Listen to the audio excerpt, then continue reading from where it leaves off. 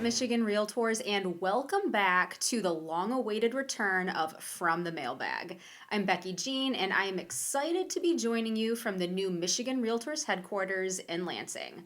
Today's Q&A will align with Brian Westron's latest Letter of the Law video, which dove into for sale by owner transactions, or in the real estate world, fondly referred to as FSBO transactions. So with that, let's dive into some questions from the mailbag.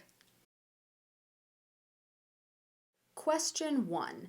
I've heard that it's illegal for a real estate agent to call someone who's selling their home for sale by owner if that seller is on the National Do Not Call Registry.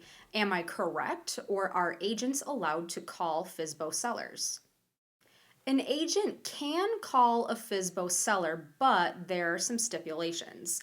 The call can only be made on behalf of a buyer who's interested in the FSBO property. So the agent can call the FSBO seller, but only to discuss their client's interest in the property. They cannot call to attempt to obtain the listing. Question 2. What if a FSBO seller refuses to fill out the seller's disclosure statement? FSBO sellers, like all other sellers, are required to comply with the Seller's Disclosure Act and complete the seller's disclosure statement.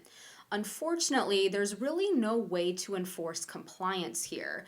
A buyer's remedy, in the event that a seller refuses to provide a seller's disclosure statement, is the ability to walk away from the transaction at any time up until closing. And the seller might have some post-closing liability for undisclosed known defects. Question 3. I was contacted by a FSBO seller who has located a buyer on their own and wants to hire me to help facilitate the transaction. Can I do that? The answer here is yes, but you need to clearly establish your agency status, whether it be as a seller's agent, a dual agent, or a transaction coordinator, and then provide both parties with an agency disclosure form. If you act as a transaction coordinator, you have to be very careful not to offer advice or to advocate on behalf of either party. If you step outside your neutral role while acting as a transaction coordinator, that will create a number of problems under agency law. Well, that wraps up our first From the Mailbag episode of the new year. For more information on this topic, be sure to check out its companion Letter of the Law video, which is linked in the description. If you have questions or suggestions for new topics, please send them to the email listed below.